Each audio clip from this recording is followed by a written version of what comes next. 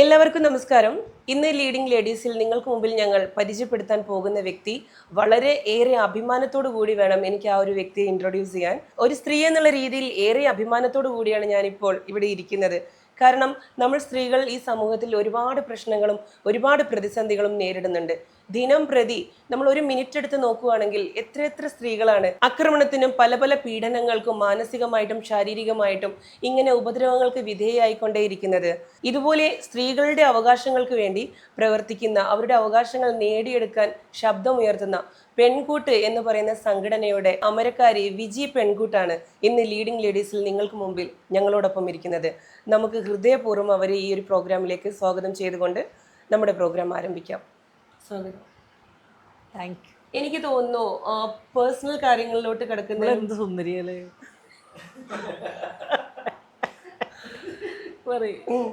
എനിക്ക് തോന്നുന്നു നമ്മളിങ്ങനെ പേഴ്സണൽ കാര്യങ്ങളിലോട്ട് കിടക്കുന്നതിന് മുമ്പ് എനിക്ക് ഏറെ ക്യൂരിയോസിറ്റി തോന്നിയൊരു കാര്യമുണ്ട്. ആ ക്യൂരിയോസിറ്റിന് മലയാളം പറയും. എനിക്ക് ഏറെ ആകാംക്ഷ തോന്നിയൊരു കാര്യമുണ്ട് അമ്മേന്റെ അടുത്ത്. കാരണം ഞാനിവിടെ വന്ന സമയം എനിക്ക് വിജി ചേച്ചിയാണ് എല്ലാവർക്കും, പക്ഷെ എനിക്ക് അമ്മയെന്ന് വിളിക്കാനാണ് ഇഷ്ടം തോന്നിയിട്ടുള്ളത്. അത് തന്നെ ഈ ഒരു ഇന്റർവ്യൂവിലും കൊടുക്കാൻ ഉദ്ദേശിക്കുന്നു. ഒരു കൂട്ടം ആളുകളെ നിയന്ത്രിക്കുന്നത് ഏറെ ശ്രമകരമായ ഒരു ജോലിയായിട്ട് പലപ്പോഴും എനിക്ക് ഫീൽ ചെയ്തിട്ടുണ്ട്. കാരണം എൻ്റെ സ്ഥാപനത്തിൽ തന്നെ ഇത്തിരി ആൾക്കാരുണ്ടായിട്ട് അവരെ മാനേജ് ചെയ്യാൻ ഞാൻ പെടുന്ന പാട് പേഴ്സണലി എനിക്കറിയാം. പക്ഷെ ഇത്രയും വലിയൊരു സംഘടനയിൽ ഒരുപാട് ആളുകളെ ഇങ്ങനെ ഒരുപോലെ കൊണ്ടുപോകുന്നത് ഏറെ ശ്രമകരമാണ്. അത് വ്യക്തി ജീവിതത്തിൽ ഒരുപാട് കാര്യങ്ങൾ കോംപ്രമൈസ് ചെയ്യേണ്ടി വന്നിട്ടില്ലേ? അതിന് വേണ്ടിയിട്ട് വ്യക്തി ജീവിതത്തിൽ നിന്ന് എടുത്ത് മാറ്റേണ്ടി വന്നതും തിരുത്തേണ്ടി വന്നതുമായിട്ടുള്ള കാര്യങ്ങൾ കുറേ ഉണ്ടെന്ന് തോന്നുന്നു. അതിനെക്കുറിച്ചൊന്ന് പറയും. അതായത് നമ്മളെ സംഘാടകർ ഒരുപാട് ആളുകൾ എന്നൊക്കെ പറയുമ്പോൾ അങ്ങനെയൊന്നും സംഭവം അങ്ങനെ പറയാൻ മാത്രമുള്ള സംഭവങ്ങളൊന്നും ഇല്ല. കാരണം ആളുകൾ എന്ന് പറഞ്ഞാൽ ആവശ്യക്കാരായിരിക്കും. ഈ പറയുന്ന ദ്രോഹങ്ങൾ അല്ലെങ്കിൽ അക്രമങ്ങൾ, ആ പറയുന്ന അനീതികൾ, ഇതൊക്കെ അനുഭവിക്കുന്ന ആൾക്കാരാണ് നമ്മളെ കൂടെ വരിക. അപ്പോൾ അത് പരിഹരിക്കാനാണ് അവർ വരിക. അത് പരിഹരിച്ചാൽ അവരെ പണി നോക്കി പോകും. പിന്നീട് വരുന്നത് വീണ്ടും പ്രശ്നങ്ങൾ ഉണ്ടാകുന്ന ആൾക്കാർ വരും. അവർ ആ പ്രശ്നം പരിഹരിച്ച് ഒരു പണിക്ക് പോകും. നമ്മൾ 2010 മൂത്രപ്പുരയ്ക്ക് വേണ്ടി രൂപം കൊടുത്ത സംഘടനയാണ്. അപ്പോൾ മൂത്രപ്പുര ഉണ്ടാക്കി അതൊരു വിഷയമാക്കി കേരള ഒട്ടക്ക്, ഇന്ത്യ ഒട്ടക്ക് ഒക്കെ ചർച്ചയായി മാറിയ ഒരു സംഭവമാണ്. ഞങ്ങൾ ഈ കോഴിക്കോട് മിഠായി തെരുവിൽ ഈ ബിൽഡിങ്ങിലൊക്കെ മൂത്രപ്പുര ഇല്ലായിട്ടാണ് ഞങ്ങൾക്ക് മൂത്രം വയ്ക്കാൻ പറ്റാത്തത് എന്നാണ് ഞങ്ങൾ അന്ന് 2010 സമരം ചെയ്യുമ്പോൾ ഉണ്ടാക്കിയത്. ഞങ്ങൾ വിചാരിച്ചത് 2010 സമരം ചെയ്യുമ്പോൾ കോഴിക്കോട് മിഠായി തെരുവിലെ ഒരു ചെറിയൊരു പ്രശ്നമാണ് ഈ മൂത്രപ്പുര വിഷയം എന്ന് ഞങ്ങൾ വിചാരിച്ച്. അവിടെ മിഠായി തെരുവിലെ സ്ത്രീകൾ വെള്ളം കുടിക്കാതിരിക്കുക, മൂത്രം വയ്ക്കാതിരിക്കുക, പാട്ടലേച്ച് കുപ്പിയിലേക്ക് വീട്ടിൽ കൊണ്ടുപോവുക, ഇത് ഈ മിഠായി തെരുവിലെ പ്രശ്നമാണെന്നാണ് ഞങ്ങൾ വിചാരിച്ചത്. അപ്പോൾ 2010 ഞങ്ങളത് ഇഷ്യൂ ആക്കി, ഇത് പരിഹരിച്ചേ പറ്റുള്ളൂ, ഞങ്ങൾക്ക് മൂത്രം വയ്ക്കണം, ഞങ്ങൾക്ക് വെള്ളം കുടിക്കണം. ഇത് ഞങ്ങൾ പറയാൻ തെരുവിലേക്ക് ഇറങ്ങിയപ്പം ഇത് കേരള ഒട്ടുക്കും ഇന്ത്യ ഒട്ടുക്കും ലോകത്തൊക്കും ചർച്ചയായപ്പോഴാണ് ഇത് ഇവിടെ മാത്രമല്ല, ഇത് മൊത്തം സ്ത്രീകൾ അനുഭവിക്കുന്ന സ്ത്രീ തൊഴിലാളികൾ അനുഭവിക്കുന്ന ഒരു വിഷയമാണ് എന്ന് മനസ്സിലാവുന്നത്. അപ്പോൾ അത് പിന്നെ അതിന് പരിഹാരം കണ്ടിട്ട് വീട്ടിൽ പോവാം. ഞങ്ങളൊക്കെ തന്നെ പണ്ട് മുതലേ വീട്ടിൽ നിന്ന് ഞങ്ങളൊക്കെ എന്താ പറയുക, വീട്ടിൽ അടങ്ങി ഒതുങ്ങി പിന്നെ എന്താ പറയുക, അങ്ങനത്തെ ആൾക്കാരൊന്നുമല്ല. നമുക്കൊരു ജീവിക്കണം, അതിന് തടസ്സമില്ലാതെ ഞങ്ങൾക്ക് മുന്നോട്ട് പോകണം. അതിന് എവിടെയൊക്കെ തടസ്സം വന്നാൽ ഞങ്ങളത് വെട്ടി നിരത്തി മുന്നോട്ട് പോകും. അല്ലാതെ അതാലോചിച്ച് പിന്നെ പ്രശ്നമായി ഇതെങ്ങനെ പരിഹരിക്കും, ഞങ്ങൾക്ക് മാത്രമല്ലല്ലോ, ഞങ്ങൾ കരയാനും നിൽക്കില്ല. പരിഹരിക്കുക എന്നുള്ളതാണ്. പരിഹരിക്കുക, അത് പരിഹരിച്ച് മുന്നോട്ട് പോവുക. അവർ പരിഹരിക്കാതെ തിരിഞ്ഞു നിൽക്കുകയാണെങ്കിൽ അവരെ കൊണ്ട് പരിഹരിപ്പിക്കാനുള്ള നടപടി ആരാണോ എടുക്കേണ്ടത് അവരത് എടുത്തിരിക്കണം. ഇതാണ് ഞങ്ങളെ തീരുമാനം. സ്ത്രീകളും മനുഷ്യരാണ്, അവരും തൊഴിലാളികളാണ്, അവർക്കും അന്തസ്സും അഭിമാനത്തും ജോലി ചെയ്യണം. അതിനു വേണ്ടിയാണ് ഞങ്ങൾ 2010 മുതൽ ഞങ്ങൾ നടത്തുന്ന സമരങ്ങളും പോരാട്ടങ്ങളൊക്കെ സ്ത്രീ തൊഴിലാളികളും മനുഷ്യരായി പരിഗണിക്കുക. അതിൽ എന്തൊക്കെ വിജയിച്ചിക്ക് നഷ്ടപ്പെടുന്നത് പെടട്ടെ, എന്തായാലും ജീവിച്ചാലും ഒരിക്കൽ മരിക്കണം. അതങ്ങനെ കൊണ്ട് മരണപ്പെടുകയാണ്, പോട്ടെ അങ്ങോട്ട്. ഗ്യാരണ്ടി ഉള്ള ജീവിതമൊന്നുമല്ല, ആ ഗ്യാരണ്ടി വേണ്ടപ്പാ. എന്താ പറയുക, ജീവിക്കുകയാണെങ്കിൽ അന്തസ്സും അഭിമാനത്തിൽ ജീവിക്കണം. അതാണ് വിജയിച്ചിൻ്റെ ആവശ്യം. പറ്റുന്ന രീതിയിൽ അന്തസ്സും അഭിമാനത്തിൽ ജീവിക്കണം. അതിനുവേണ്ടി ഏതറ്റം വരെ പോകാൻ പറ്റും, പോവാം നമുക്ക്. ഓക്കെ. യെസ്. ഈ പെൺകുട്ടി ഇപ്പോൾ ഏറെ ശ്രദ്ധിക്കുന്ന ഒരു സംഘടനയായിട്ട് മാറിക്കൊണ്ടിരിക്കുകയാണ്. ഒരുപാട് ഒരുപാട് പുതിയ പുതിയ അനുയായികൾ അതിൽ വന്നുകൊണ്ടിരിക്കുന്നുണ്ട്. പെൺകുട്ടിൻ്റെ പ്രവർത്തനങ്ങളെ കുറിച്ചൊന്ന് പറയോ? പെൺകുട്ടി എന്ന് പറഞ്ഞാൽ ഇവിടെ അണികൾ വരുന്ന ഒരു രാഷ്ട്രീയ സംഘടന, പാർട്ടി സംഘടനയൊന്നല്ല. ഇതിൽ പെൺകൂട്ടിൽ വരുന്നത് സ്ത്രീകൾ അനുഭവിക്കുന്ന പ്രശ്നങ്ങളില്ലേ, അതായത് വീട്ടിൻ്റെ അകത്തായാലും പുറത്തായാലും തൊഴിലിടത്തായാലും അവർ പെണ്ണായതുകൊണ്ട് അനുഭവിക്കുന്ന പ്രശ്നങ്ങളുണ്ട്. അത് അവരും മനുഷ്യരാണ്, ഞങ്ങളെന്തിനാ ഇത് ഇങ്ങനെ അനുഭവിക്കുന്നത് എന്നതാ. അപ്പോൾ കൂലിക്ക് ഞങ്ങൾ 2010 ഇവിടെ ഞാനിവിടെ 1994 ഇവിടെ ടൈലർ ഷോപ്പായിട്ട് വന്നിട്ടുണ്ട്. അന്നൊന്നും ഇവിടെ അങ്ങനെ സ്ത്രീകളൊന്നുമില്ല പണിക്ക്. പിന്നെ ഈ കുടുംബശ്രീ വന്നതിൻ്റെ ശേഷമാണ് 98 2000 അല്ലേ ആ കാലത്താണ് കുടുംബശ്രീ വന്നപ്പോഴാണ് കുടുംബശ്രീ കൂടെ സ്ത്രീകളെ തുച്ഛമായ കൂലിക്ക് ജോലിക്ക് കിട്ടും. അപ്പോൾ വലിയ വലിയ ആശുപത്രി മുതലാളിമാരായാലും എനിക്കറിയാം, ഒരു വലിയ വലിയ മുതലാളിമാരൊക്കെ കുടുംബശ്രീയെ സമീപിച്ചിട്ട് അതിൽ നിന്ന് സ്ത്രീകളുടെ അധ്വാനം സ്ത്രീകളെ എടുക്കും ജോലിക്ക്. അവർക്ക് കൃത്യമായ കൂലിയോ പിന്നെ മിനിമം കൂലിയോ ആഴ്ചയിൽ അവധിയോ അങ്ങനെ പല ആനുകൂല്യങ്ങളും ഒന്നും തന്നെ ഇവർക്ക് കിട്ടൂല. കുടുംബശ്രീയിലെ സ്ത്രീകൾക്ക്, ജോലിക്ക് വരുന്ന സ്ത്രീകൾക്ക് അവർ പല സംരംഭങ്ങളും രാവിലെ തൊട്ട് പിന്നെ കണ്ണും നുള്ളി പറിച്ച് വീട്ടിൻ്റെ അകത്തുള്ള കുടുംബത്തിൻ്റെ കാര്യമൊക്കെ ചെയ്തിട്ട്, കുട്ടികളെ വിദ്യാഭ്യാസ കാര്യം, ഭർത്താവിൻ്റെ കാര്യങ്ങൾ, കുടുംബത്തിൻ്റെ കാര്യങ്ങൾ, വീടിൻ്റെ കാര്യങ്ങൾ വൃത്തിയാക്കി തുടച്ച് അടച്ച് വരുമ്പോൾ ഒരു തുള്ളി വെള്ളം പോലും ഇവർ കുടിച്ചിട്ടുണ്ടാവില്ല. അത് കുടിച്ചോ ചോദിക്കാൻ ആ വീട്ടിൻ്റെ അകത്തോ പുറത്തോ ഈ ജോലി സ്ഥലത്തോ ഒന്നും ആരുമില്ല. 2010 ഞങ്ങളിവിടെ മിഠായി തെരുവിൽ മൂത്രപ്പുര സമരം നടത്തുമ്പോൾ ഞങ്ങളെപ്പോലെയുള്ള ഒരുപാട് തൊഴിലാളികൾ ഇവിടെ ഉണ്ട്. ഇവർക്കൊന്നും കൂലിക്ക് മൂല്യമില്ല, അധ്വാനത്തിന് മൂല്യമില്ല, ആഴ്ചക്ക് അവധിയില്ല, മണിക്കൂറില്ല, എടുക്കുന്ന ജോലിക്കൊരു മണിക്കൂറില്ല. അങ്ങനെ ഒരു തരം ജോലി. അപ്പം ഞാനും ചോദിക്കും ഇവരോടൊക്കെ, എന്താ അപ്പോൾ ഇങ്ങനെ ജോലി ചെയ്തിട്ട് എന്താ കാര്യം? അപ്പോൾ ഇവിടെയുള്ള ചെറുകിട മുതലാളിമാരൊക്കെ വിജയിച്ച് നമുക്ക് കുറച്ച് സ്ത്രീകളെ കിട്ടണം ജോലിക്ക് എന്ന് പറയുമ്പോൾ, നിങ്ങൾ സ്ത്രീകൾക്ക് എന്ത് കൊടുക്കും കൂലി എന്ന് അവർ പെർഫോമൻസ് കാണട്ടെ എന്നാണ് പറയുക. എന്നാൽ ചേച്ചി ഞങ്ങൾക്ക് 2 ആൺകുട്ടികളെ കിട്ടണം എന്ന് പറഞ്ഞാൽ നിങ്ങൾ എന്ത് കൊടുക്കും അവർക്ക് കൂലി എന്ന് പറയുമ്പോൾ അവർക്ക് മിനിമം കൂലി കൊടുക്കും. അന്നൊക്കെ 400-500 ഉറുപ്പ്യ ഉണ്ട്. പിന്നെ അവർക്ക് പള്ളിയിൽ പോവാം, തൊട്ടടുത്ത് പള്ളിയുണ്ട്. പിന്നെ 2 നേരം ചായ ഉണ്ട്. പിന്നെ അവർക്ക് രാവിലെ 10 മണിക്ക് എത്തിയാൽ രാത്രി 8 മണിക്ക് 8 ആകുമ്പോഴത്തേക്ക് പോവാം എന്ന് കൃത്യമായിട്ട് അവരെ തൊഴിലാളിയായിട്ട് തന്നെ അംഗീകരിച്ചു കൊണ്ട് പറയും. എന്നാൽ സ്ത്രീകൾ, അവിടെയാണ് എൻ്റെ സങ്കടം ഉണ്ടായത്. എന്താ അവരും മനുഷ്യരല്ലേ, അവരോട് ചോദിക്കുക നമ്മൾ എന്തുകൊണ്ട് അവർക്ക് എന്ത് കൊടുക്കുമെന്ന് വെച്ചാൽ അവർക്ക് അവരെ പെർഫോമൻസ് കാണട്ടെ. പിന്നെ 2 ദിവസം കഴിഞ്ഞ് അവരോട് ഞങ്ങൾ ഇതേപോലെ ഇറങ്ങിപ്പോയി, ഞാൻ കട്ട് ചെയ്ത് കൊടുത്താലും ഞാൻ ഫ്രീയാണ്. അപ്പോൾ ഞാൻ ഇറങ്ങും മിഠായി തരില്ല. ഇങ്ങനെ എല്ലാവരും മുതലാളിയായാലും ചെറുകിട മുതലാളിമാരായാലും തൊഴിലാളികളായാലും ഒക്കെ നമ്മളെ സുഹൃത്തുക്കളാണ്, മനുഷ്യന്മാരല്ലേ. അപ്പോൾ അവരോട് എന്ത് തരും കൂലി? ഒന്നും അറിയില്ല വിജയിച്ചേ, ശനിയാഴ്ച ആയാലും അറിയാം. ശനിയാഴ്ച പോയിട്ട് കൂലി കിട്ടിയെന്ന് വെച്ചാൽ പറയാം, ഇല്ല വിജയിച്ചേ, ഇനിയിപ്പോൾ മാസം കൂടിയാൽ തരികയ്ക്ക്. അങ്ങനെ അവസാനം എന്താ പറയണ്ടേ, മാസം കൂടിയാൽ ഒരു പിടി പൈസ കൊടുക്കുക. അതുകൊണ്ട് അവർ ജീവിച്ച് ശീലിക്കുകയാണ്. കാരണം കിട്ടുന്ന പൈസ കൊണ്ട് ജീവിച്ച് ശീലിക്കുകയാണ്. അതെങ്കിലും കിട്ടിയല്ലോ, പഞ്ചസാര ഉണ്ടെങ്കിൽ ചായപ്പൊടി വാങ്ങാം. മക്കളെയാണ് ആലോചിക്കുന്നത്. അവർക്ക് ഡ്രസ്സൊക്കെ ഉണ്ടെങ്കിൽ അതിൻ്റെ അകത്ത് വേറെ എന്തെങ്കിലും ഡ്രസ്സ് വാങ്ങണമെങ്കിൽ അണ്ണാച്ചീനോട് ബാക്കി പൈസ അണ്ണാച്ചീനോട് വാങ്ങിയിട്ടേക്കും കൊടുക്കുക, പലിശക്ക് പൈസ വാങ്ങിയിട്ടേക്കും അത് തികയ്ക്കുന്നുണ്ടാവുക. എന്നിട്ട് ആ പലിശ പൈസയും കൂടി കൊടുക്കാൻ ഇവർക്ക് ഈ കിട്ടുന്ന പൈസ മതിയോ? ഇതാണ് അവസ്ഥ. അപ്പം ഇതൊക്കെ കണ്ടു നിൽക്കുമ്പോൾ പുറത്തേക്ക് ഉറക്കെ വിളിച്ച് പറയാനാണ് ഞങ്ങൾക്ക് തോന്നിയത്.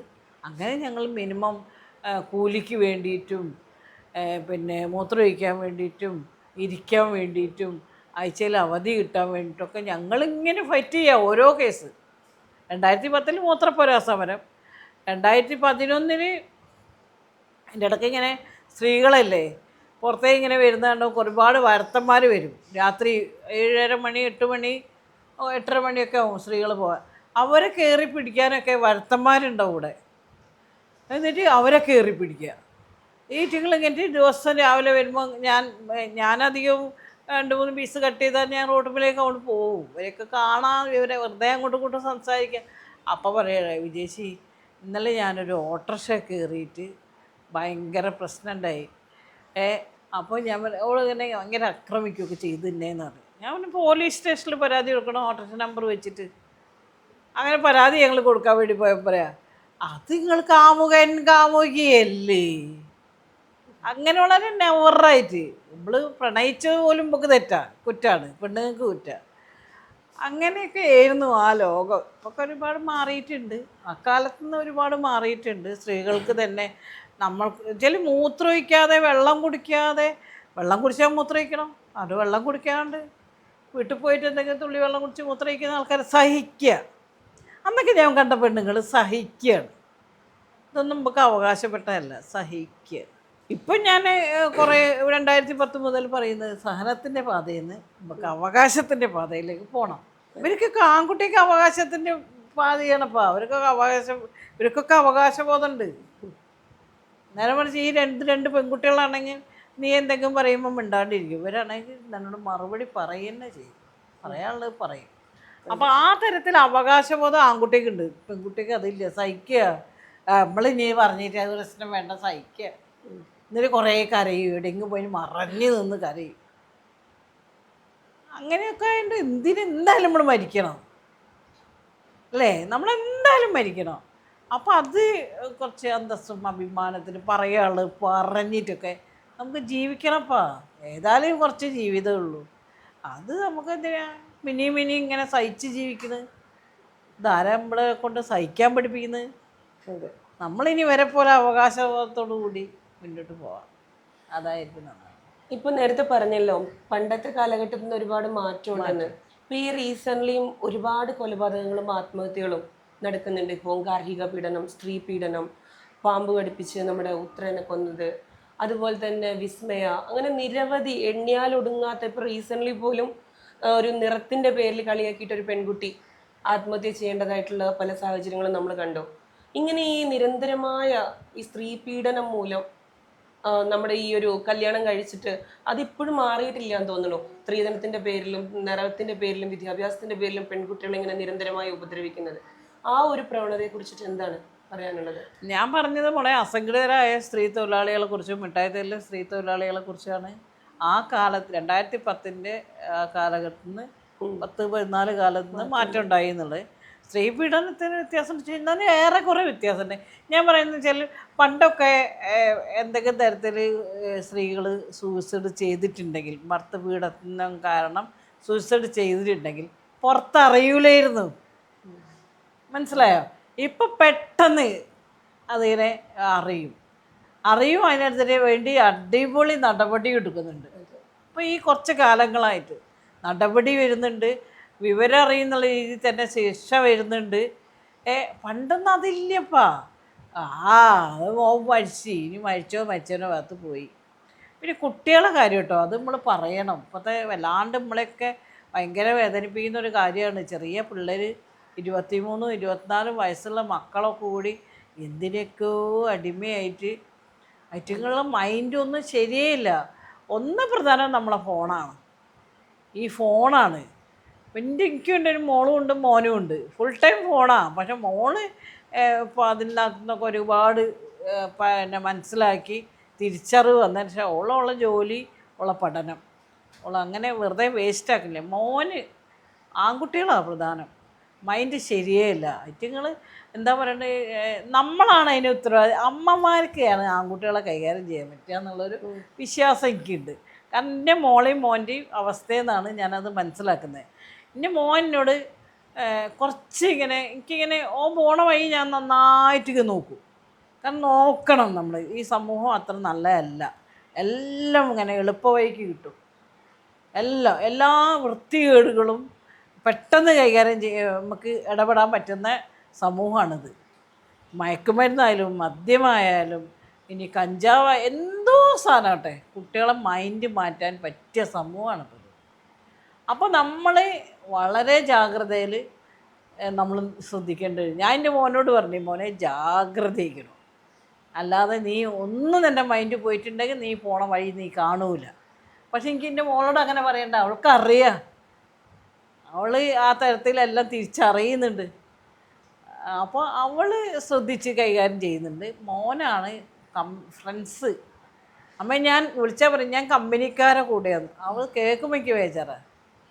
അവരൊക്കെ തന്നെ ഞാൻ ആ കമ്പനിക്കാർ എന്ന് പറയുന്ന കുട്ടികളോടും പറഞ്ഞിട്ടുണ്ട്, മക്കളെ നിങ്ങളറിയില്ല നിങ്ങൾ എത്തിപ്പെടുന്ന സ്ഥലം എവിടെയാണ് എന്താണെന്നുള്ളത്. അതുകൊണ്ട് എനിക്ക് എൻ്റെ മോനെക്കുറിച്ച് പേടിയാണ്, അതുപോലെ നിങ്ങളെ അമ്മമാർക്കും നിങ്ങളെ കുറിച്ച് പേടിയായിരിക്കും. ആ മക്കളെ ശ്രദ്ധിച്ച് കൈകാര്യം ചെയ്തില്ലെങ്കിൽ ഈ കുട്ടി 5 ആളെയാണ് കുട്ടി കൊന്നത്. ഇന്നും എനിക്ക് അതിനൊരു അറ്റം കിട്ടുന്നില്ല. എന്തിനാ കുട്ടി അങ്ങനെ ചെയ്ത്? കടാണെങ്കിലും ആവട്ടെ, കടമില്ലാത്ത ആൾക്കാർ ഇപ്പോൾ ആരാളുള്ളത്? കടാവട്ടെ, കട നമുക്ക് പരിഹരിക്കാമല്ലോ. അതിന് നമ്മൾ പോയി കൊന്നിട്ടും നമ്മൾ മരിച്ചിട്ടൊന്നും ചെയ്യണ്ട. ആൾക്കാർക്ക് ഭയങ്കര എന്താ പറയണ്ടേ, മതി, എന്തായാലും മരിക്കണ്ടേ, ഒന്നേക്കാ നമുക്ക് എന്നൊക്കെ രീതിയിലൊക്കെ ആയ ആൾ. അക്രമത്തിനൊന്നും ഒരു അക്രമവാസന കൂടിയുണ്ട്. അത് നമ്മളെ ചോരയായാലും.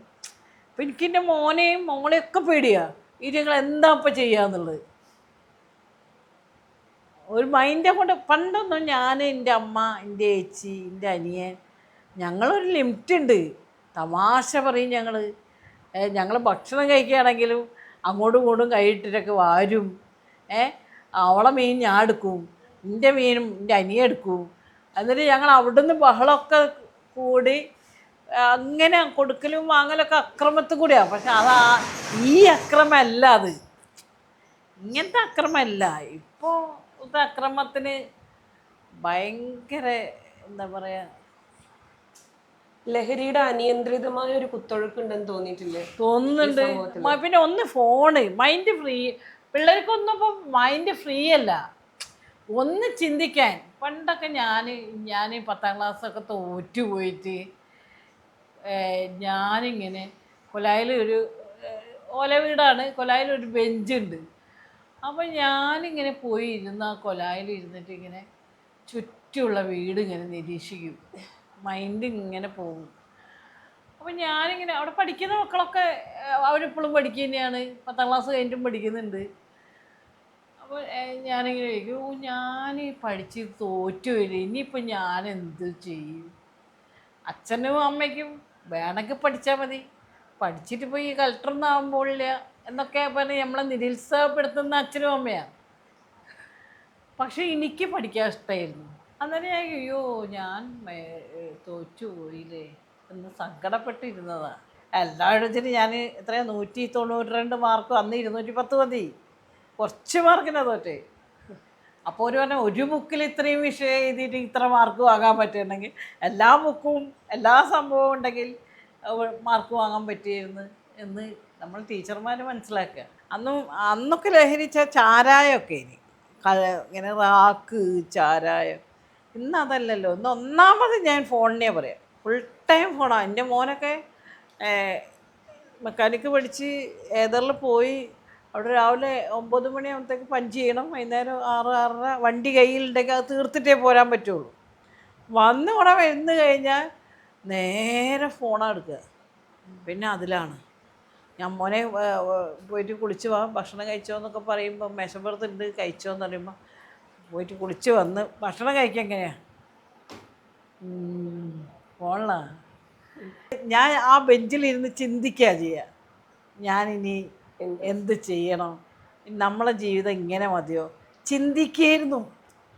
കുട്ടികളൊക്കെ ചിന്തിക്കൂ, എല്ലാവരും ചിന്തിക്കൂ, എല്ലാ മനുഷ്യരും വലുതും ചെറുതും ഒക്കെ ചിന്തിക്കേനി അവനവനെക്കുറിച്ച്.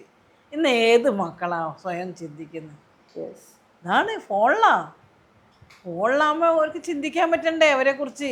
ഇവർക്ക് 2 കണ്ണുണ്ട്, ഒരു മൂക്കുണ്ട്, പല്ലുണ്ട്, ഇതൊന്നും ഇവരറിയില്ല. അവരിങ്ങനെ എയറിലിങ്ങനെ പോവുക, പിള്ളേരറിയില്ല.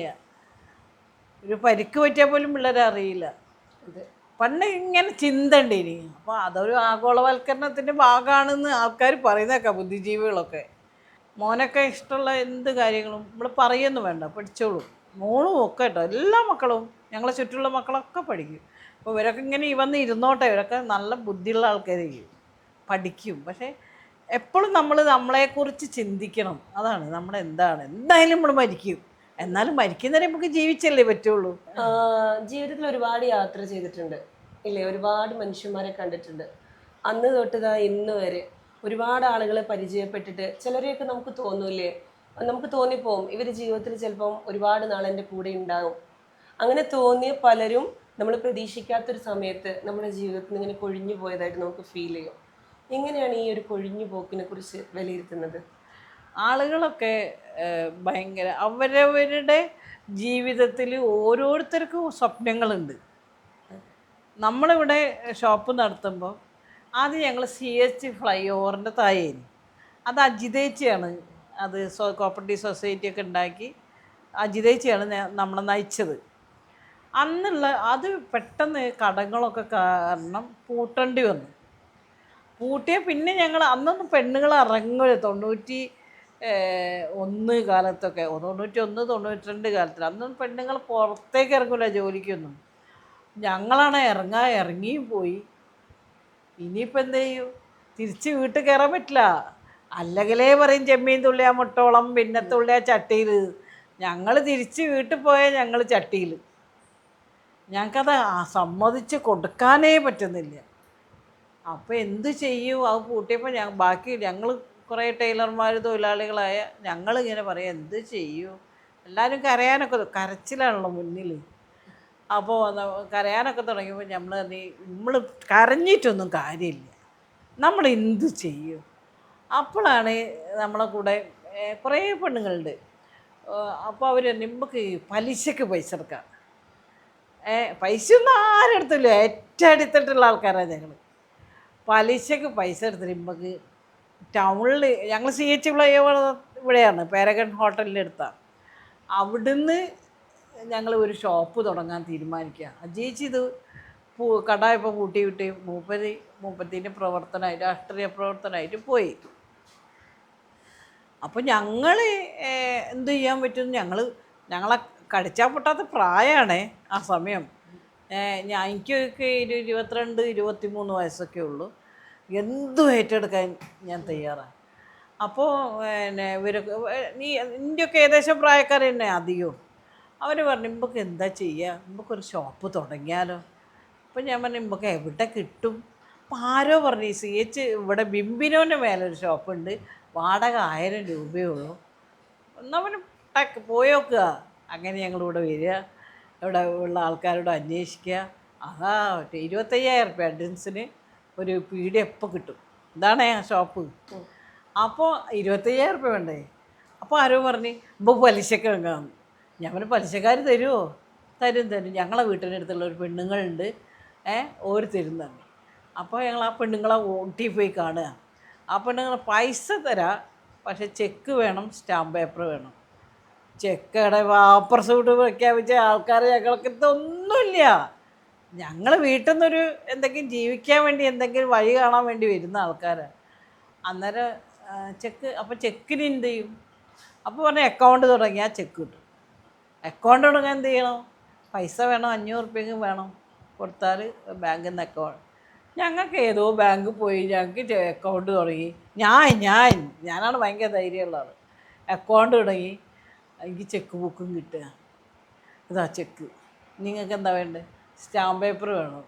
ഞങ്ങളിവിടെ ഇവിടെ CH ഫ്ലൈ ഓവർ താഴത്തന്നെ സ്റ്റാമ്പ് പേപ്പറുണ്ട്. ആളെ പോയി സ്റ്റാമ്പ് പേപ്പർ വാങ്ങിയതാ. 25,000 തരുന്നില്ല, 2,500 പിടിച്ചിട്ട് ബാക്കി 22,500 തരുന്നത്. ഇനിയിപ്പോൾ 2,500 ഒപ്പിക്കണ്ടേ ഇവർക്ക് 25,000 കൊടുക്കാൻ, എന്ത് ചെയ്യും? അപ്പം പിന്നെ അജീഷ് എന്നാൽ അവിടെ കുറച്ച് മെഷീൻ ഉണ്ട്, സാധാ മെഷീൻ, അത് നിങ്ങൾ 15,000 എടുത്തോളിയിട്ട് ഞങ്ങൾക്ക് ആ പൈസ നമുക്ക് ബാങ്കിൽ അടയ്ക്കാം. അജീഷല്ല കേട്ടോ, ബാങ്ക് ലോൺ അടയ്ക്കാൻ വേണ്ടിയിട്ടാണ്, അടച്ചേക്കാം തന്നെ. അങ്ങനെ ആ 15,000 കിട്ടണമെങ്കിൽ വീണ്ടും ഞങ്ങൾ വേറെ എടുത്ത ചെക്ക് കിട്ടില്ല, 25 ലീഫുള്ള ചെക്കാണ് കിട്ടുന്നത്. വേറൊരുത്തർ ഞങ്ങൾ ചെക്ക് ലീഫ് കൊടുത്ത് സ്റ്റാമ്പ് പേപ്പറും കൊടുത്ത് 15,000 രൂപ ഓനോടും വാങ്ങിയിട്ട് 25 ഇതൊപ്പിച്ചിട്ട് ഓണർക്ക് കൊടുക്കുക. 15-ന് ഞങ്ങൾ അന്ന് 12 സംതിങ്ങിട്ടോ. പിന്നെ ആരോ പൊന്നൊക്കെ കൊണ്ടുപോയിട്ട് പണയം വെച്ച് ഓരോ കഴുത്തിലും കാതിലൊക്കെ ഉണ്ടായി. ആ പണയം വെച്ച് അങ്ങനെ 15 റുപ്യ അജീസി കൊടുത്ത് ബാങ്കിലടക്കേ. എല്ലാം കൂടി എടുത്ത് ഞങ്ങളിവിടെ തുടങ്ങുക 94-ൽ. തുടങ്ങുമ്പം അന്ന് പെണ്ണുങ്ങളൊന്നും ഇല്ല കേട്ടോ. അന്നൊന്നും പെണ്ണുങ്ങളില്ല ഇവിടെ ഒന്നും, ഈ മിഠായത്തിലൊന്നുമില്ല. ആകെയുള്ള മമ്മിയന്മിയാണ്. അങ്ങനെ തുടങ്ങുക. അതിന് എന്ത് റിസ്ക് ഏറ്റെടുത്തിട്ട് നമുക്ക് ജീവിക്കണമല്ലോ, മാന്യമായിട്ട് കേട്ടോ. മാന്യത എന്ന് പറയുന്നത് വെച്ചാൽ വേറെ കുലശ്രീ മാന്യതയൊന്നുമല്ല. ഞങ്ങൾ ചന്തപ്പെണ്ണ് സ്റ്റൈൽ തന്നെയാണ് ജീവിക്കുക. കാരണം 3-ാം ഗേറ്റ് ഞങ്ങൾ പിന്നെ ഷോപ്പ് തുടങ്ങിയപ്പോൾ ആണുങ്ങളൊക്കെ ഭയങ്കര കച്ചറയൊക്കെ ഉണ്ടാക്കി തോണ്ടാനൊക്കെ വരും. ഒരു കാണില്ലേ, പെണ്ണുങ്ങളെ കാണാനില്ല. അന്നൊന്നും പെണ്ണുങ്ങളങ്ങനെ ഇറങ്ങൂല. അപ്പം ഞങ്ങളെയൊക്കെ കാണുകയല്ലേ. ഇന്നെയല്ല കേട്ടോ, എന്നെ കണ്ടിട്ട് അവർക്ക് അതുപോലെ നല്ല അവളെ പോലത്തെ ആൾക്കാർ ഇഷ്ടമായി ഉണ്ടായിരുന്നത്. പാവങ്ങളെയൊക്കെ തോണ്ടി കമൻ്റ് അടിച്ച് പ്രശ്നമാക്കി. അപ്പോൾ ഞങ്ങൾ കട്ടിങ് ഈ സ്കെയിലൊക്കെ എടുത്ത് അടിക്കും. ഞങ്ങൾ അടിക്കാനൊക്കെ ഞാനാ പോവുക. പാവത്തേക്ക് പേടിയാണ്. അടിച്ച് ഞങ്ങൾ പറയും. ഞങ്ങൾ പറഞ്ഞു ഇവിടെ 3-ാം ഗേറ്റ് പറയിപ്പിക്കുന്നത് ഇവിടുത്തെ മനുഷ്യന്മാരാണ്, ഗേറ്റല്ല. അപ്പോൾ ഞങ്ങൾ 2-ാം ഗേറ്റ്, അത് ഗേറ്റിന് കേട്ടായി. ഞങ്ങൾ 2-ാം ഗേറ്റിൽ വന്നപ്പോൾ ഞങ്ങളോട് ഇതേപോലെ ഇവിടെ നിറയെ ഷോപ്പായിരുന്നു. ആൾക്കാരിങ്ങനെ കയറി നിൽക്കുമ്പോൾ ഞങ്ങളോടും പെണ്ണായതുകൊണ്ട് നമ്മളെയും വെറുതെ വിടൂലല്ലോ. അപ്പോൾ നമ്മളോട് ഇങ്ങനെ പറയുമ്പോൾ ഞങ്ങൾ 3-ാം ഗേറ്റിൽ നിന്ന് വരികയാണ്, 2-ാം ഗേറ്റിനോട് ഫൈറ്റ് ചെയ്യാൻ ഞങ്ങൾ തയ്യാറാട്ടോ. അത് ഞങ്ങളോട് കളിക്കരുത്, നിങ്ങൾക്ക് എന്ത് പറയാനുണ്ടെങ്കിൽ പറയാം, നമുക്ക് നേരം എടുക്കുന്നവരെ. പക്ഷേ ആക്രമിക്കാനും ഞങ്ങളെ വിഡ്ഢിയാക്കാനും ഞങ്ങളെ പറ്റിക്കാനും ഞങ്ങൾ പെണ്ണായതുകൊണ്ട് ചവിട്ടി തേക്കാനൊക്കെ വന്നാൽ വിവരം അറിയുന്നത്. ഞാൻ പുറത്തേക്ക് വന്നത് മുതലേ എല്ലാവരും CH ഞങ്ങളെ നവോദയുള്ള സമയത്ത് അങ്ങനെ തന്നെയാണ്. കുറേ ആൾക്കാർ നമ്മളെ കൂടക്കും, പിന്നെ അതുപോലെ തന്നെ പോകും. ഇവിടെ വന്നപ്പോഴും അങ്ങനെ തന്നെയാണ്. കുറേ ആൾക്കാർ ഞങ്ങളെപ്പോഴും വരും. അവർക്കൊക്കെ ഓരോ ജീവിതത്തിലൊരു സ്വപ്നങ്ങളൊക്കെ ഉണ്ടല്ലോ. അത് നമ്മളെ കൂടെ നിന്നിട്ട് ഓരോ എന്താ പറയുക വേസ്റ്റാക്കാൻ ഒരു ഓരോ സ്വപ്നം പരിഹരിക്കാൻ നമ്മളെ കൂടെ നിന്നിട്ട് അങ്ങനെ ആയിരിക്കും. ഞാൻ അങ്ങനെ വളരെ പോസിറ്റീവായിട്ട് കണ്ടേ. പോകുന്ന ആൾക്കാരൊക്കെ ഓർക്ക് ഡെവലപ്പ് ചെയ്യാൻ വേണ്ടി പോവായിരിക്കും. പോയിട്ട് വരട്ടെ, ഒരാ ലെവലിൽ പോയിട്ട് വരട്ടെ. കൊഴിഞ്ഞു പോണതിന് നമ്മൾ സങ്കടപ്പെട്ടിട്ടും കാര്യമില്ല. ഒരു മനുഷ്യരും മക്കളായാലും മരുക്കളായാലും ആരും തന്നെ നമ്മളൊപ്പം നിൽക്കുന്നുള്ള പ്രതീക്ഷയേ വേണ്ട. നമ്മളെ കൂടപ്പിറപ്പുകളായാലും അച്ഛനായാലും അമ്മയായാലും ഒക്കെ അതുപോലെ തന്നെ ഞാൻ വരുന്നവർ വരട്ടെ, പോണവർ പോട്ടെ. 2010 മുതൽ മിഠായി തെരുവിൽ പെൺകൂട്ടന് രൂപം കൊടുത്തിട്ട് അന്ന് മുതലുള്ള ആൾക്കാരൊക്കെയാണ്, ഇന്നുമുള്ള ആൾക്കാരൊക്കെയാന്ന് ഇവർക്കറിയാം. ഇവർ പണ്ട് മുതലേ നമ്മളെ കൂടെയുള്ള ഓരോരുത്തർ വരുന്നത് പോകുന്നു. നിങ്ങളെന്തേ പോയി എന്ന് വെച്ച് ഞങ്ങൾ ചോദിക്കാൻ പോകില്ല. അവർക്ക് ആവശ്യമുണ്ടെങ്കിൽ വീണ്ടും വരും. അങ്ങനെ അപ്പോൾ അവർ ഞങ്ങളെല്ലാവരോടും പറയാൻ, പെൺകൂട്ടം ആവശ്യമുണ്ടെങ്കിൽ പെൺകൂട്ടൻ്റെ കൂടെ ഉണ്ടാവും. ഞാനെപ്പോഴും പറയാം, ആവശ്യക്കാർ നമ്മളെ കൂടെ ഉണ്ടാവും. പോകുന്നതിനൊക്കെ പോട്ടെ, നമ്മൾ മനുഷ്യന്മാരെ ജീവിതം അങ്ങനെ തന്നെയല്ലേ. സമയത്ത് ഇങ്ങനെ ഭംഗിയായിട്ട് ജീവിക്കും. അതുപോലെ തന്നെ ഇങ്ങനെ വാടി വന്ന് വീഴും. അവാർഡ് ലഭിച്ചതിന് ശേഷമുള്ള ഒരു രാഷ്ട്രീയ പ്രവർത്തനം ഉണ്ടല്ലോ, അതിനെക്കുറിച്ച് എന്താ പറയാനുള്ളത്? അവാർഡ് തന്നെ ഇപ്പോൾ നിങ്ങൾ ഉദ്ദേശിക്കുന്നത് BBC അല്ലേ? BBCക്ക് അവാർഡ് തന്നില്ല. BBC ലോകത്തിലെ ശക്തരായ 100 വനിതകളിൽ ഒരാൾ ഞാൻ. എന്താണ് എൻ്റെ അടുത്തുള്ള ശക്തി എന്ന് എനിക്ക് മനസ്സിലാവില്ല. ഞാനൊരു സ്ത്രീ ആയതുകൊണ്ട് സ്ത്രീകൾ, അധ്വാനിക്കുന്ന സ്ത്രീകൾ മനുഷ്യരായിട്ടും തൊഴിലാളിയായിട്ടും ജീവിക്കണം. എൻ്റെ അമ്മ തൊഴിലാളിയായിരുന്നു, അമ്മമ്മ തൊഴിലാളിയായിരുന്നു, അമ്മായി തൊഴിലാളിയായിരുന്നു. എന്തുകൊണ്ട് ഇവർക്ക് ഈ തൊഴിലാളികൾക്കൊന്നും തന്നെ നാളേക്കൊരു 10 ഉറുപ്പിക എടുത്ത് വെക്കാൻ പോലും പറ്റാത്ത വെച്ചാൽ അവരുടെ അധ്വാനത്തിന് മൂല്യമില്ലായിരുന്നു. അധ്വാനത്തിന് മൂല്യം വേണം. അവർ രാവിലെ പോവും, രാത്രി വരും. അവർക്ക് ഭക്ഷണമാണ് അമ്മയ്ക്കോ അമ്മമ്മയ്ക്കോ അമ്മായിക്കോ കിട്ടിക്കൊണ്ടത്. കൂലി പൈസയൊന്നും ഇല്ലായിരുന്നു. അച്ഛന് പൈസ കിട്ടീന്, അച്ഛന് വിനോദമുണ്ട്, വിശ്രമമുണ്ട്. അമ്മയ്ക്കൊന്നും ഈ സംഭവമൊന്നും ഇല്ല. അമ്മ രാവിലെ ജോലിക്ക് പോയി രാത്രി വന്നു കഴിഞ്ഞാൽ പിന്നെ ഞങ്ങളെ കാര്യത്തെക്കുറിച്ച് ആലോചിച്ച് നെഞ്ഞത്തടിച്ച് ബഹളം ഉണ്ടാക്കി കരഞ്ഞ്, നാളെ സ്കൂളിൽ പോകണ്ടേ, പുസ്തകം ഉണ്ടോ, നാളെ സ്കൂളിൽ പോകണ്ടേ, ഡ്രസ്സുണ്ടോ, യൂണിഫോം ഉണ്ടോ, എന്നൊക്കെ ചോദിച്ചിട്ട് ഇല്ലാത്തതിനെ കുറിച്ച് അമ്മ ഇങ്ങനെ ആവലാതിപ്പെട്ട് കരഞ്ഞ് ലോകത്തെ സ്വാധീനിച്ച 100 സ്ത്രീകളിൽ ഒരാളല്ലേ. ഇപ്പോൾ ഇവള് ഭയങ്കര ശക്തിയാക്കിച്ചിട്ട് ആൾക്കാർ ഇറങ്ങി പോകാൻ മുന്നെങ്ങനെ നോക്കൂ, ഇവള് ഭയങ്കര ശക്തിയാണ്, എന്തോ ആണ് ഞാൻ എന്നൊക്കെ ആൾക്കാരെ വിചാരം. ഞാനിങ്ങനെ ഈ ഒരു രാഷ്ട്രീയൻ്റെ ഉള്ളിലുണ്ട്. അധ്വാനിക്കുന്ന സ്ത്രീകളുടെ മനുഷ്യനായി പരിഗണിക്കുക, തൊഴിലാളിയായിട്ട് അംഗീകരിക്കുക എന്നുള്ള രാഷ്ട്രീയം എൻ്റെ ഉള്ളിലുണ്ട്. അതെൻ്റെ അമ്മയും എൻ്റെ അച്ഛനും അമ്മമ്മയും അമ്മായിയൊക്കെയാണ് അതിൻ്റെ കാരണക്കാർ. അപ്പോൾ ഇനിയെങ്കിലും അധ്വാനിക്കുന്ന സ്ത്രീകൾക്ക് മൂല്യം ഉണ്ടാവണം, അവർക്കും അന്തസ്സും അഭിമാനത്തിൽ ജീവിക്കാൻ പറ്റണം. അതിന് ഇന്നെക്കൊണ്ട് എന്തൊക്കെ ചെയ്യാൻ പറ്റും എന്നുള്ള രീതിയിൽ ഞാനിങ്ങനെ വരുമ്പോൾ BBC അംഗീകരിച്ച് ചിലപ്പോൾ കുറേ കടങ്ങളൊക്കെ ഉണ്ടേനി. വീടിന് പൈസയൊക്കെ വാങ്ങിയിട്ട് കടമൊക്കെ ബാങ്കിലൊക്കെ ആയിട്ട് പെൻഡിങ് കിടക്കുക. ബാങ്കുകാരൊക്കെ വിളിക്കാൻ തുടങ്ങി, എന്തോ അവാർഡ് തന്നെ എന്തൊക്കെ ലക്ഷങ്ങൾ കിട്ടുക. അത് ബാങ്കുകാർ മാനേജർമാരൊക്കെ വിളിച്ചു, മാഡം ഞങ്ങളെ അക്കൗണ്ട് ഓർമ്മയില്ലേ എന്നൊക്കെ ചോദിക്കും. അപ്പോൾ ഞാൻ പറഞ്ഞു, എന്തെങ്കിലും പൈസ വന്നാൽ ഞാൻ അവിടെ വന്ന് അക്കൗണ്ട് തിരഞ്ഞു പിടിച്ച് തരാം എന്ന് ഞാനും പറയും. നോക്കുമ്പോൾ 10 വയസ്സല്ലേ, അത് കാണുന്ന സാധനങ്ങളല്ലാതെ പൈസയൊന്നുമില്ല. നമ്മളൊന്നും സമാധാനത്തിൽ ജീവിക്കുകയും ആരും എന്നെ നോക്കൂല, ഞാൻ ആരെയും നോക്കൂല. നമ്മളെ ലെവലിൽ രാവിലെ വരും, പണിയെടുക്കും, പോവും. ഇത് BBC തിരഞ്ഞെടുത്ത് തന്നെ എന്തോ സംഭവം വെച്ചിട്ട് ആൾക്കാരൊക്കെ എന്നെ ഇങ്ങനെ നോക്കുക. ഉത്തരവാദിത്തങ്ങൾ കൂട്ടി തന്ന്. കാരണം എനിക്ക് വയ്യെങ്കിലും ഒരു ആക്സിഡൻ്റ് ഒക്കെ ആയി തീരെ വയ്യ, ശരിക്കും എനിക്ക് വയ്യെങ്കിലും BBC തിരഞ്ഞെടുത്തല്ലേ ഞാൻ ഇവരുടെ അടുത്ത് പോയോക്കട്ടെ എന്ന് ചോദിച്ചിട്ട് ഇവിടെ വരും ആൾക്കാർ. ഇവിടെ വന്ന് കരയും. കരച്ചിൽ കാണുമ്പോൾ അനീതി നേരിട്ടിട്ടാണ് ഇവരിവിടെ വന്ന് വരുന്നത്. അവർക്കുണ്ടായ വിഷമങ്ങൾ തുറന്നു പറയുമ്പോൾ ഇതിൻ്റെ കുറേ നിയമങ്ങളൊക്കെ എനിക്കറിയാം.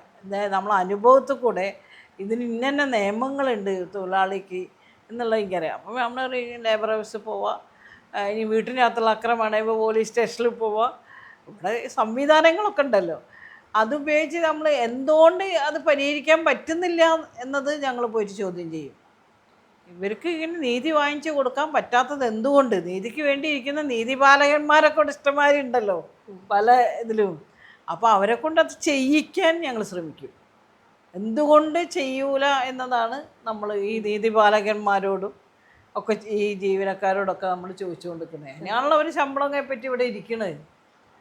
അപ്പോൾ അത് നിർബന്ധമായിട്ട് ചെയ്യുന്നതിൽ എളുപ്പ വഴിയായി BBC തിരഞ്ഞെടുത്തപ്പോൾ ഞാൻ വളരെ ശക്തമായൊരു സ്ത്രീയല്ലേ, ഞാൻ വന്ന് നിങ്ങളെന്തുകൊണ്ടാണ് അത് ചെയ്തു കൊടുക്കാത്തത്, നിങ്ങളെന്താ അത് നീതി വാങ്ങിച്ചു കൊടുക്കാത്തത് എന്ന് പറയുമ്പോൾ ഞാൻ ചില ഒരു ചെയ്തു കൊടുത്തില്ലേ നമ്മളവിടെ ഇരിക്കും. നമുക്കറിയാം എങ്ങനെ നടപ്പിലാക്കിക്കണം. എന്തുകൊണ്ടാണ് ഒരു ശക്ത എന്ന് പറയുന്നത്? വീട്ടിൽ നിന്ന് ഞാൻ ഇപ്പോൾ വരട്ടെ മക്കളെ എന്ന് പറഞ്ഞ് പോകുന്ന ആളുകളല്ല ഞങ്ങളൊന്നും. ഞങ്ങളിത് പരിഹരിച്ചിട്ടേ വീട്ടിലേക്ക് പോവുള്ളൂ. അത് രാവെന്നോ പകലെന്നോ ഇല്ല. അത് ഇവിടെ ഉള്ള എല്ലാവർക്കും അറിയാം. അതായിരിക്കും BBC നമ്മളെ കാണാനുള്ള സാധ്യത കാരണം. പല സമരങ്ങളിലും ഞങ്ങളങ്ങനെയാണ്. കുപ്പന്മാർ സമരമായാലും ഇരിക്കൽ സമരമായാലും മൂത്രപ്പുര സമരമായാലും അനക്സിനിടയിലുള്ള സമരം, ഒരുപാട് സമരങ്ങൾ ഞങ്ങൾ ചെയ്തിട്ടുണ്ട് ഈ സ്ത്രീ തൊഴിലാളികളുടെ അനീതിക്കെതിരെ. അത് പരിഹരിച്ചിട്ടേ ഞങ്ങൾ വീട്ടിൽ പോയിരുന്നു. ഇന്ന് വരെ ലാസ്റ്റ് ഇപ്പോൾ സമരം ഉണ്ടായ സ്റ്റീമാട്ടിയാണ്. അതുവരെ ഞാൻ ഗുണ്ടകളെ ഇറക്കും തന്നെ. ഞങ്ങൾക്ക് വേണ്ട ഗുണ്ട തന്നെയാണെന്ന് പറഞ്ഞ്, ഗുണ്ടയാണെങ്കിൽ മനുഷ്യന്മാരാണല്ലോ, വരാൻ പറയുന്നത് ഞങ്ങൾ തയ്യാറാന്ന് പറഞ്ഞു. ഒരു കൊല്ലേക്ക് വില കൂടുതലൊന്നും ചെയ്യില്ലല്ലോ. ലേബർ ഓഫീസർ പിന്നെ വന്നപ്പോൾ നിങ്ങൾ ഇനി ഇടപെടേണ്ട സമയം ഉണ്ടായിരുന്നു, ഇനി നിങ്ങൾ ഇടപെടണ്ട, ഇനി ഞങ്ങൾ പഴിച്ചു. ഞങ്ങൾ പറഞ്ഞ് ഇവർക്ക് ഇങ്ങനെ ഓരോ തൊഴിലാളികളെ ഇരുത്തിക്കൊണ്ട് നിങ്ങൾക്ക് എന്തൊക്കെ ആവശ്യങ്ങളുണ്ട് അതുകൊണ്ട് എഴുതി കൊടുത്തരാൻ പറഞ്ഞ് എഴുതി തന്ന് മുതലാളിക്ക് കൊടുത്ത് മുതലാളി അതുപോലെ പരിഹരിച്ചു. ഇവിടെ 8 മണിയായിട്ട് അന്നും ഈ ഇതൊക്കെ ഉണ്ട്. ആരോഗ്യം ഒന്നും അത്ര ബെറ്ററൊന്നുമല്ല. 4 ദിവസം 4-ാം ദിവസമാണ് പരിഹരിച്ചത്. ഇതിനിടയിൽ രസകരമായിട്ടുള്ളൊരു കാര്യമുണ്ട്. അഭിനേത്രിയും കൂടിയാണ്. 2022 മിഠായി തെരുവിനെ തന്നെ നമ്മൾ ആ മൂത്രപ്പുരയായിട്ട് ബന്ധപ്പെട്ടുള്ള വിഷയത്തെക്കുറിച്ചൊരു സിനിമയൊക്കെ ഇറങ്ങിയല്ലോ. ആ ഒരു അഭിനയത്തെക്കുറിച്ചും ആ സിനിമയെക്കുറിച്ചും ഒന്ന് പറയുമോ? അത് പിന്നെ 2010 മൂത്രപ്പുര സമരമായിരുന്നു. കുഞ്ഞില പ്രൊവിഡൻസ് പഠിക്കുന്ന കാലത്തെ നമ്മളെ കൂടെ ലാപ്ടോപ്പ് ആയിട്ട് വന്നുകൊണ്ട് കല്ല് പിന്നാലെ വരും. അപ്പം എന്നെ വിളിച്ചിട്ടാണ് വിജയിച്ച് നമ്മൾ ആ മൂത്രപ്പുര സമര സിനിമയൊക്കെ ഇടുന്നുണ്ട്. ശരി പറഞ്ഞു, കൊറോണ സമയത്താണ്. പിന്നെ ഓള് പറഞ്ഞു അല്ല വിജയിച്ച് തന്നെ അഭിനയിക്കണം എന്ന്. ഞാൻ എനിക്ക് പറ്റില്ല, അഭിനയിക്കാനൊന്നും എന്നെ കൊണ്ടാവില്ല, നീ ആരെങ്കിലും വെച്ചോ, എൻ്റെ പേര് വരെ ഉപയോഗിച്ചോ, അതൊന്നും എനിക്ക് പ്രശ്നമില്ല, നീ ആരെ കൊണ്ടെങ്കിലും ചെയ്യിച്ചോ തന്നെ. എനിക്ക് അഭിനയിക്കാനൊന്നും എനിക്ക് ഇഷ്ടമില്ല തന്നെ. നമ്മൾ പിന്നെ അങ്ങനെ പറഞ്ഞപ്പോൾ ഇവൾ ഇങ്ങനെ ഇവിടെ വന്ന് എന്നെ കണ്ട്, ഷോപ്പിലേക്ക് വന്ന് കണ്ടിട്ട് പറഞ്ഞു, ചേച്ചി തന്നെ ചേച്ചി പറ്റുന്ന രീതിയിൽ. കാരണം അതിൻ്റെ മുന്നേ വളരെ പട്ട് എന്ന് പറഞ്ഞിട്ട് സിനിമ ഉണ്ടായിരുന്നു. അതിൽ അമ്മ വേഷം ഞാൻ അമ്മയാണതുകൊണ്ട് എനിക്ക് അഭിനയിക്കേണ്ടല്ലോ, അമ്മയാണ് ഞാൻ. അപ്പോൾ പിന്നെ അമ്മ എങ്ങനെയായിരിക്കും എന്ന് വെച്ച് അമ്മ അങ്ങനെ ആ കുട്ടീൻ്റെ അടുത്തുള്ള ഏറ്റവും വലിയ പ്ലസ് പോയിന്റ്, മറ്റു സംവിധായകരൊക്കെ ഇങ്ങനെയാണോ എനിക്കറിയില്ല കേട്ടോ, എന്നോട് ചോദിക്കും വിജയിച്ച് ഒരു അമ്മയാകുമ്പോൾ മോളോട് എങ്ങനെയായിരിക്കും, ഇത്തരം കാര്യങ്ങൾ ചെയ്യുമ്പോൾ വിജയിച്ച് എന്തായിരിക്കും പറയുക, അങ്ങനെയാണ് ചോദിക്കുക. അതുപോലെ തന്നെയാണ് ഈ ഫ്രീഡം ഫൈറ്റിൽ അസംഘടിതരിൽ അവൾ പറയണേ, വിജയിച്ച് ഇങ്ങനെ ഒരു സംഭവം ലേബർ ഓഫീസർ പറയണേ വിജയിച്ച് എന്ത് പറയും. ഞാൻ പറയും ഞാൻ ഇങ്ങനെ പറയും, വിട്ടൂല ഞാൻ പറയുന്നത്. അതന്നെ ഞാൻ അവള് പൂജ പിന്നെ അങ്ങ് മൂത്രം പിടിച്ചേക്കാൻ പറ്റില്ല എന്ന് വെച്ചപ്പോൾ ഇവള് പെട്ടെന്ന് പറയുന്നുണ്ട്, ഞാൻ മൂത്രം പിടിച്ചേക്കുന്ന തന്നെ. അപ്പോൾ ഞാൻ അറിയാണ്ടോളെ നോക്കിപ്പോയി, ഇവളെന്താ ഇങ്ങനെ പറയണത്, ഇവൾ മൂത്രപ്പുരയ്ക്ക് വേണ്ടി സമരം ചെയ്യല്ലേ, അപ്പോൾ ഇവള് ഞങ്ങൾക്ക് മൂത്രം പിടിച്ചേക്കാൻ പറ്റില്ല എന്ന് ആരോ ചോദിക്കുന്നത് ശ്രദ്ധേറ്റോ.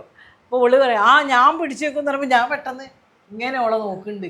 എന്നോട് പറഞ്ഞു തന്നിട്ടൊന്നുമില്ല, അന്നേരം ഇങ്ങനെ അഭിനയിക്കണം എന്നൊന്നും എന്നോട് ആരും പറഞ്ഞില്ല. ഓട്ടോമാറ്റിക്കലി ഇവളെന്താ ഇങ്ങനെ പറയുന്നത്, ഇവളെന്തിനെ മൂത്രം പിടിച്ചേക്കുന്നത് കൊയ്ക്കണ്ടേ എന്ന രീതിയിൽ അവകാശം വേണ്ടേ, അവകാശബോധം വേണ്ടേ എന്നുള്ള ലെവലിലാണ് ഞാൻ അവളെ നോക്കണത്. അതുകൊണ്ട് ആ സിനിമയിൽ മുഴുവനും ഞാനൊരു മൂത്രപ്പുര സമരത്തിൽ പങ്കെടുക്കുന്ന ഒരാളാണ്. അപ്പോൾ എന്നോട് പലരും ഇങ്ങനെ ചോദിച്ചിട്ട് വിജയിച്ച് നന്നാ അഭിനയിച്ചിട്ടോ, അഭിനയിച്ചിട്ടേ ഇല്ല ഞാൻ പറഞ്ഞു, ഞാൻ അഭിനയിച്ചിട്ടേ ഇല്ല. അതിൽ ഒരു ലേബർ ഓഫീസർമാരിങ്ങനെ സംസാരിച്ചാൽ എങ്ങനെ സംസാരിക്കണം, കളക്ടർ ഇങ്ങനെ സംസാരിക്കുമ്പോൾ നമ്മളെങ്ങനെ സംസാരിക്കണം, ഒരു മുതലാളി ഇങ്ങനെ സംസാരിച്ചാൽ നമ്മളെങ്ങനെ കൈകാര്യം ചെയ്യണം എന്നൊക്കെ നമുക്കറിയാമല്ലോ. അങ്ങനെ ചെയ്തിരിക്കണം, കൈകാര്യം ചെയ്യണം എന്ന രീതിയിലാണ് നമ്മൾ നിൽക്കുന്നത്. ഒരു അനീതി കണ്ടാൽ നമ്മൾ കൈകാര്യം ചെയ്യണം എന്നുള്ള രീതിയിലാണ് നമ്മളെ ഉള്ളിൽ എപ്പോഴും അങ്ങനെ എന്താ പറയുക പോരാട്ടം മൈൻഡിലാണ് ഞങ്ങൾ നിൽക്കുന്നത്. കാരണം നമ്മൾ പെണ്ണായതുകൊണ്ട് നമ്മൾ കുട്ടിക്കാലം മുതലേ പലതും അനുഭവിക്കുന്നുണ്ട്. നമ്മളും മനുഷ്യന്മാരല്ലേ, നമുക്കിനി ഇനി സഹിക്കേണ്ട ആവശ്യമൊന്നുമില്ല. ഇനി നമ്മൾ അവകാശ രീതിയിൽ എന്തിനു നമ്മളിതൊക്കെ അനുഭവിക്കുന്നത് എന്നുള്ളത് ചോദിച്ചുകൊണ്ടേ നിൽക്കണം. നമ്മൾ അനുഭവിക്കൂല, അങ്ങനെ നമ്മൾ സഹിക്കൂല. ഇനി നമ്മൾ സഹിക്കുന്ന പരിപാടിയേ ഇല്ല. ഇനി എന്തെങ്കിലും തരത്തിൽ രോഗം വരിക, മരിക്കുക, അല്ലാതെ ഇനി അങ്ങനത്തെ പരിപാടിയില്ല കേട്ടോ. യെസ്, മാർച്ച് 8-ന് ഗംഭീരമായിട്ടുള്ളൊരു പരിപാടി വരുന്നുണ്ടല്ലോ, ആ പ്രോഗ്രാമിനെ കുറിച്ചും കൂടെ ഒന്ന് പറയൂ. കാരണം എല്ലാ മാർച്ച് 8കളും 2010 മുതൽ ഞങ്ങളെ ഓരോ അവകാശങ്ങളും വിളിച്ചു പറയുന്ന സമയമാണ് മാർച്ച് 8. അപ്പോൾ 2010 മൂത്രപ്പുര, 2012 ഈ തരത്തിൽ ചില ആക്രമിക്കാൻ വരുന്ന വരുത്തന്മാരുണ്ട്, അവർക്കെതിരെയുള്ള സമരമായിരുന്നു. 13 പിന്നെ കുപ്പൺമാൾ സമരമായിരുന്നു, 14 ഇരിക്കൽ സമരമായിരുന്നു, 15 ഇങ്ങളെ സമരമായിരുന്നു, CEO സമരമായിരുന്നു. അങ്ങനെ ഓരോ 2010 അന്താരാഷ്ട്ര സ്ത്രീ ദിനത്തിലും സ്ത്രീ തൊഴിലാളികളുടെ അവകാശങ്ങൾ പറഞ്ഞ് പുറത്തേക്ക് വരുന്നതാണ് പെൺകൂട്ട്. ഈ പ്രാവശ്യം ഞങ്ങൾക്ക് ഒരു വലിയ അനുഭവം ഉണ്ടായത് സീമാട്ടി സമരത്തിലും സിൽക്കി സമരത്തിലൊക്കെ ഈ പിന്നെ DLOമാർ, ലേബർ ഓഫീസർമാർ ശരിക്കും, ലേബർ ഓഫീസർമാരെന്ന് ഞാൻ പറയില്ല, ഇവിടുത്തെ ജില്ലാ ലേബർ ഓഫീസർ ബബിത മാഡം ശരിക്കും സ്ത്രീകളുടെ ഭാഗം, തൊഴിലാളികളുടെ ഭാഗം നിന്ന് ആ തരം ഞങ്ങളെ ഈ സമരങ്ങളൊക്കെ അല്ലെങ്കിൽ ഇത്തരം പ്രശ്നങ്ങളൊക്കെ തൊഴിലാളികൾക്കൊപ്പം നിന്നിട്ട് പരിഹരിച്ചിട്ടുണ്ട്. ആ ലേബർ ഓഫീസറെ ഞങ്ങൾ ഇപ്രാവശ്യം ആദരിക്കുന്നുണ്ട്. ഒരു മാതൃകയാവട്ടെ മറ്റ് ലേബർ ഓഫീസർമാർക്കൊക്കെ. ഞങ്ങൾ ഇരിക്കൽ സമരം നടത്തുമ്പം ഒരു ലേബർ ഓഫീസർ ചോദിച്ചത്, തൃശ്ശൂരിലെ ജില്ലാ ലേബർ ഓഫീസർ ചോദിച്ചു, നിങ്ങൾക്ക് ഇരിക്കാനുള്ള നിയമമുണ്ടോ ചോദിക്കുക. പത്രക്കാരൊക്കെ അഭിപ്രായം ഞങ്ങൾ ചോദിക്കുമ്പോൾ അതിൻ്റെ ചെവിയിൽ വന്ന് ഞങ്ങളോടും ചോദിക്കാൻ വന്നപ്പോൾ ഞങ്ങൾ പറഞ്ഞു, ഇരിക്കേണ്ടുള്ള നിയമവും ഇല്ലല്ലോ, ഇരിക്കാനുള്ള നിയമം ഉണ്ടായി ഇരിക്കേണ്ടുള്ള നിയമവും ഇല്ലല്ലോ, അപ്പോൾ ഇരിക്കാമല്ലോ എന്ന് പറഞ്ഞ് അങ്ങനത്തെ എങ്ങനെ മുതലാളി പക്ഷം നിന്നിട്ട് വാദിച്ചെടുക്കാം. ലേബർ ഓഫീസർമാരാണ്, പക്ഷെ അവർ നിരന്തരമായിട്ട് കഴിഞ്ഞ കാലങ്ങളിൽ ഓണർ ഓഫീസർമാരായിരുന്നു. മുതലാളിമാരെ ഓഫീസർമാരായിരുന്നു. അതിപ്പോൾ കുറച്ചായിട്ട് നല്ല മാറ്റങ്ങളുണ്ട്. ഞങ്ങളെ തൊഴിലാളികളത്, ഞങ്ങളെ മെമ്പർമാരത് അനുഭവിച്ചുകൊണ്ട് നിൽക്കുകയാണ്. അത് കൊണ്ട് ഞങ്ങൾ ഇപ്രാവശ്യത്തെ ജില്ലാ ലേബർ ഓഫീസറെ ആദരിക്കുന്നുണ്ട്. അതോടൊപ്പം ഇവിടെ ഇന്നും 70-80 വയസ്സുള്ള സ്ത്രീകൾ മിഠായിത്തെരുവിൽ ജോലി ചെയ്യുന്നുണ്ട്, വളരെ തുച്ഛമായ പൈസക്ക്. കാരണം പ്രായമായി ഇനി വീട്ടിലിരിക്കേണ്ട, എന്നാലും എന്തെങ്കിലും കിട്ടിയാൽ എന്തെങ്കിലും വാങ്ങാലോ എന്ന് വെച്ചാൽ വീട്ടുകാർക്ക് ബാധ്യതയാവണ്ടെന്ന് വെച്ചാൽ ഇന്നും 60-70-80 വയസ്സുള്ള തൊഴിലാളി സ്ത്രീകൾ മിഠായിത്തെരുവിൽ ജോലി ചെയ്യുന്നുണ്ട്. അവരെ ഞങ്ങൾ ആദരിക്കുന്നുണ്ട്. അവരിന്നും അവരുടെ ഉള്ളിൽ ഞങ്ങളൊരു ബാധ്യതയായി മാറരുത് എന്ന് വിചാരിച്ചിട്ട് സ്ത്രീ തൊഴിലാളികൾ അവരെ ആദരിക്കുന്നുണ്ട്. ഞങ്ങൾ അവരെ ആദരിക്കാനുള്ള കാരണം അവരെ തൊഴിലാളിയായിട്ടും മനുഷ്യനായിട്ടും ഒന്നും പരിഗണിച്ചില്ലപ്പാ ഇത്രയും കാലങ്ങളായിട്ട്. അതുകൊണ്ട് അവർ ഞങ്ങളിപ്പോൾ ഈ പ്രാവശ്യം ആദരിക്കുന്നു. പഠിച്ച ആൾക്കാർക്ക് പഠിക്കാത്ത ആൾക്കാർക്കും ഈ സമൂഹത്തിലെ മനുഷ്യരനുഭവിക്കുന്ന കാര്യങ്ങൾ ഓരോരുത്തർക്കും അറിയാം. ഓരോ അനുഭവിക്കുന്ന കാര്യം തന്നെയാണ് മറ്റുള്ളവർ അനുഭവിച്ചുകൊണ്ടിരിക്കുന്നത്. അവർക്കിത് അറിയായിട്ടൊന്നും വന്നിരിക്കില്ല നമ്മളെ ഈ പ്രഭാഷണം കേൾക്കാനും ഒക്കെ വന്നിരിക്കുന്നത്. ഇവർക്ക് ഇത്രയും സമയം ഇതറിയാൻ വേണ്ടി വന്നൊന്നുമില്ല, ഇവർക്കെല്ലാം അറിയാം.